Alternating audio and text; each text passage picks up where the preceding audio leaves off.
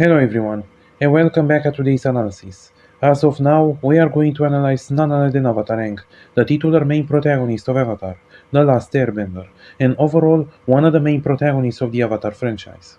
By far one of the most iconic cartoon characters ever created, Aang in my opinion is the perfect example that no matter what, seemingly into a dystopian and hopeless world, you should never give up. And in this episode we'll analyze all that we know about him throughout the original series, the graphic novels, and the sequel series The Legend of Korra, to better understand Aang and how he emerged from a boy in iceberg to the hero who saved the world. And now, let's begin.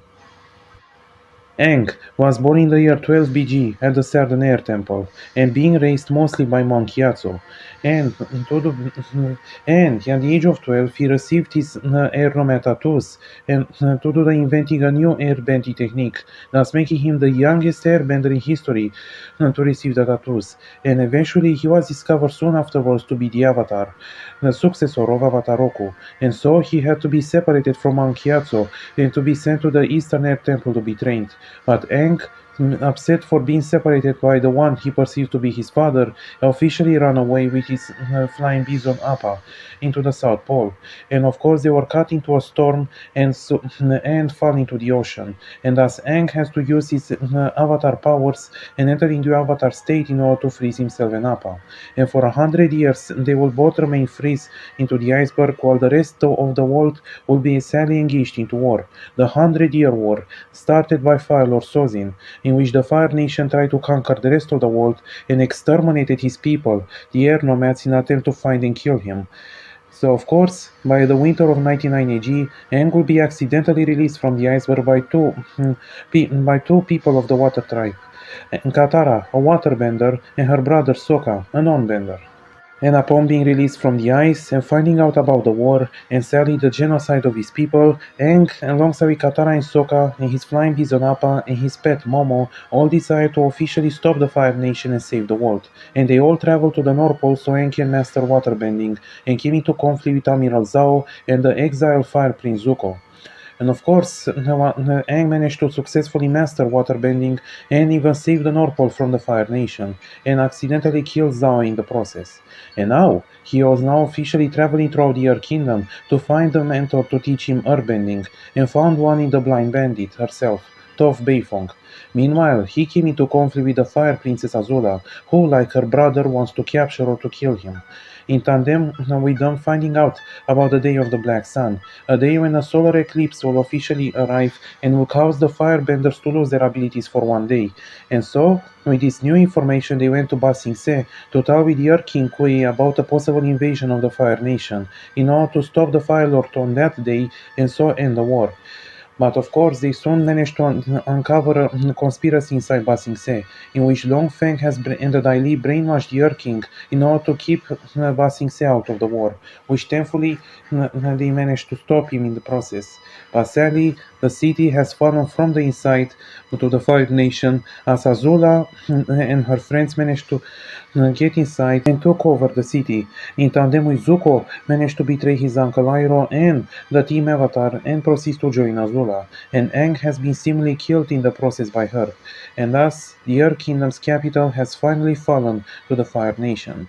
But thankfully Aang was revealed to be still alive, and so he and his friends now managed to find their way into the Fire Nation as spies in order to find a firebending teacher, or at the same time to prepare for the upcoming invasion, which it finally came, but sadly turned out to be a disaster, as the Fire Nation knew about the invasion since Kui accidentally told Azula, and so the eventually confrontation with the Fire Lord never came, and all their friends and families were all captured, and they managed to escape to the Western Air Temple and found a new unlikely ally in Zuko, who once again defected from the Fire Nation and became Aang's firebending teacher.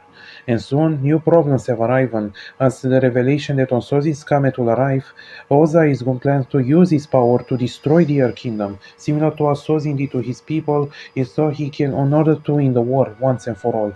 And now Aang has to officially fight with the Fire Lord before or during the Sozin's comet, or otherwise the world as they know it will be destroyed. And so Aang, unwilling to even think about killing Ozai to do his pacifist nature, has run away And now he appeals to the other past avatars for information about this, about how to proceed.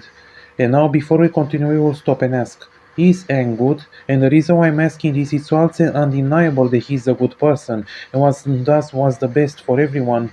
It should be noted here that Aang pretty much is a bit of a coward in nature, as he ran away from the home the first time before the Ernomad genocide when he found out that he would be separated by Kyatso.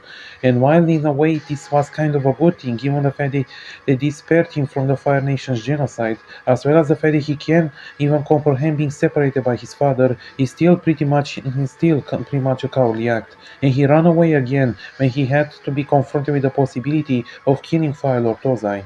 And this too was an absolutely a kind of a cowardly act. For a fact that while Aang is a pacifist by nature and is a truly good person and doesn't seek to harm anybody, this decision will basically pretty much save the whole world. But in the end, Aang managed to find a common ground without needing to kill Ozai. And thus, not to mention that Aang, at his core, is nothing short of a pure good person who genuinely wants what's best for everybody and will never ever try to hurt anybody on purpose. And thus, in my opinion, the answer is yes. Aang is good. And finally, when the Sozin's comet has officially arrived, his confrontation with Ozai went as he planned, and thus Aang used his newfound ability that he gained from the lion turtle in order to take away Ozai's bending, and thus without stopping Ozai restoring back the balance to the world without killing him. In tandem with his friends managed to destroy the Fire Nation's air fleet, Iroh and the White Lotus liberated Ba Sing Se and restored her kingdom's independence, and Zuko and Katara managed to take down Azula. And with all of this, the 100-year war finally ended, Zuko became the new Fire Lord, Ozai was put in prison, and a new age of harmony has officially begun upon the world. However, even with the end of the war will not be the end of struggles, as after the war, Aang has a series of problems that he had to encounter, such as with problems in New Dao when the colonists refused to leave and a new war was threatening to start on the horizon, but Aang intervened and managed to save the day, or eventually helping Zuko and Azula to find their mother and stopping Azula in the process, or eventually confronted with an old spirit General Old Iron, or eventually uncovering a conspiracy in the Fire Nation by the new Ozai Society who tried to overthrow Zuko and restore Ozai back to power. Or eventually in the South Pole, a conspiracy made by people who refused the North's dominance upon the South. And eventually, even problems in the Cranefish town between benders and non-benders. But thankfully, Aang managed to solve all of this, and his actions led to eventually to the establishment of the United Republic of Nations, a fifth nation when all benders and non-benders across the world can come together to live in peace and harmony. And he will soon eventually marry with Katara and have 3 children. Bumi, a non-bender that will soon become an airbender, Kia, a waterbender, and Tenzin, an airbender that will carry on his air nomad legacy. And soon Aang will eventually pass away in the year 153 AG, at the age of 165 years, thus making him one of the longest living avatars, only behind Kyoshi, and one of the greatest avatars who has ever lived, and being reincarnated into Korra, a young hot-headed girl from the South Pole that will carry on his legacy. So in the end, who was Avatar Aang?